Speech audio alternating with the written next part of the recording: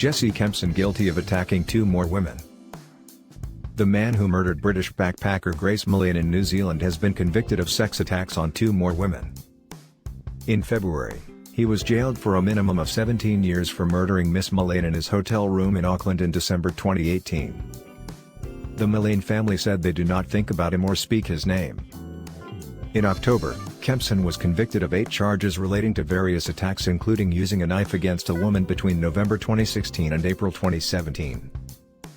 The woman said something inside of him snapped when he got angry and said he had held a knife to my throat.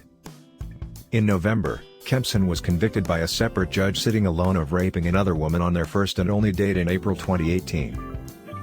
She told the court, "I was just frozen and I let him do what he needed to do so I could try and go to sleep or go home as soon as possible." Kempson, who had worked in various sales jobs, met both of the women through the dating app Tinder, as he had Miss Millane. The 11-year jail term for these 9 offenses, all committed while he was living in Auckland, will be served after his sentence for Miss Millane's murder.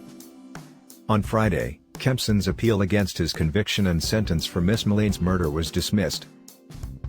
Now those cases are complete, the Court of Appeal has been able to lift an order banning Kempson from being identified.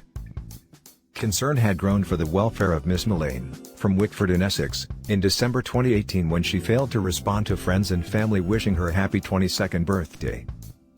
Within days of her disappearance, police had identified Kempson as the prime suspect and managed to track his movements by trawling through CCTV. Miss Millane's body was discovered in the mountainous ranges, having been stuffed into a suitcase by Kempson and buried. The killing prompted New Zealand Prime Minister Jacinda Ardern to apologise to Miss Millane's parents David and Gillian, saying, "Your daughter should have been safe here, she wasn't and I'm sorry for that." During the murder trial in Auckland in 2019, the 12-person jury was shown footage of Miss Millane and Kempson seemingly enjoying each other's company around the city on a date. They were seen on CCTV returning to his hotel, City Life, where Kempson later strangled Miss Millane in his room. In a statement, the Millane family said the suppression of Kempson's name had allowed people to remember Grace, a young, vibrant girl who set out to see the world, instead of the man who took her life. "To use his name shows we care and gives him the notoriety he seeks," they added. For much of his 3-week trial for the murder of Grace Millane, Jesse Kempson looked stony-faced, occasionally glancing down at the court papers in the dock and turning a page. At times, when the evidence was particularly graphic, he would hold his head in his hands. When the verdict was delivered, Kempson stared straight ahead, before being sent out of the courtroom for a few minutes. He returned, red-faced and rubbing his eyes as if he had been crying, a rare glimpse of emotion, perhaps. But part of you could not help feel it was all a performance.